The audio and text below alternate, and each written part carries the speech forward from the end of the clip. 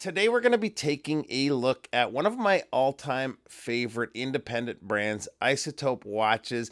The owner, Jose, has a real knack for coming out with unique and interesting designs. Sometimes they're very vibrant when it comes to the colors, sometimes a little bit more subdued, like the watch that I have in today. The watch is the Hydrium California. I've had it a few weeks now and I've really been enjoying the watch.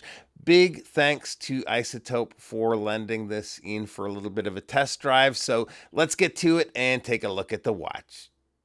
All right. So Isotope have been around a number of years now, and I've gotten to experience a lot of their releases. And yeah, they're not all perfect, but I've been overall very happy with each one of them. So speaking with Jose, he is well, first of all, he's a watch guy, and one of his grails was one of the original California dial Rolex or Panerai models. In 1942, Rolex was awarded the patent for this dial and also supplied them to Panerai eventually. And did you know that this dial, with the combination of Romans and Arabics, has a purpose? The design was originally to make the watch error proof to make sure there was no chance to mix up the orientation of the dial while diving.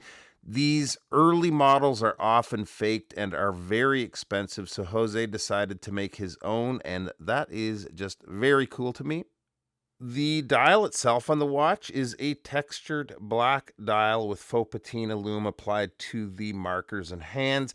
Isotope is printed in white at the top of the dial, then down at the 6 is automatic and the 1000 meter water resistant. Also printed in white, then Hydrium with the red star from the California flag to the left and the abbreviation for California CA to the right. And it's the little details, almost Easter eggs, you could call them, that I really like about these watches. Love that the minute and second hands reach right out to the edge of the dial. They're so close to the rehaut, they almost touch it. Two other little Easter eggs is the use of the company logo, the lacrima, which is a tear shape. They use it at the base of the second hand. Isotope usually sneak a few of them in there and that you might not notice at first. The other is if you look at the hour and minute hands, the way they're done with the lume, they form an eye for isotope.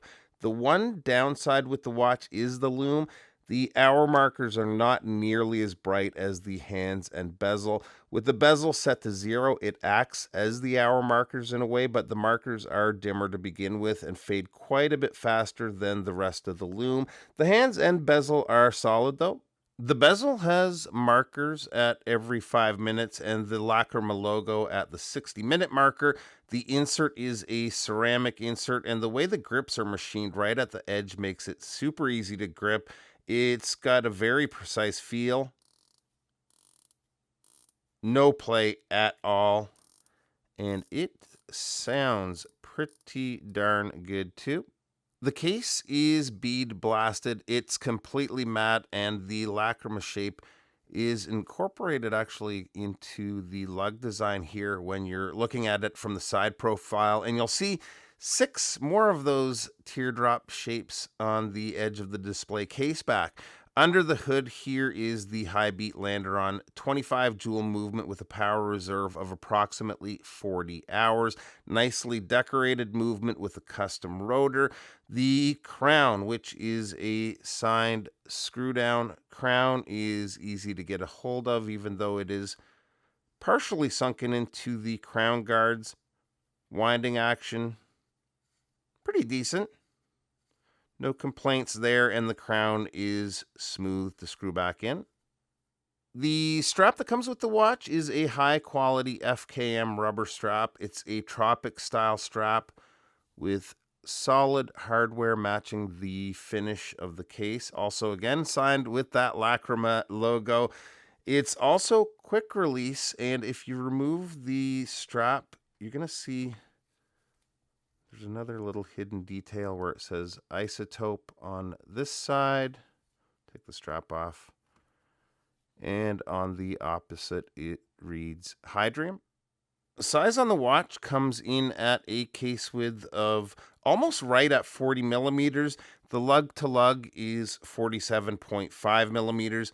Lug opening is 22 millimeters and the thickness is 15.1 millimeters, including the domed sapphire, which is treated with an anti-reflective coating.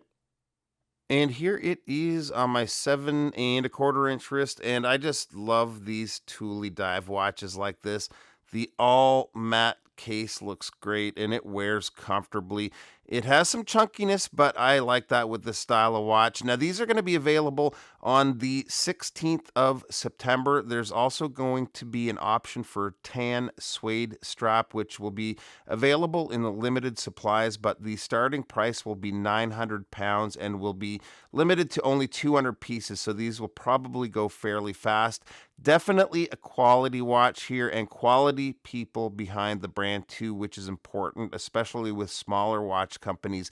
Any questions on the watch, definitely reach out in the comments. Thanks for taking a few minutes to stop by, and we'll see you real soon. Bye-bye.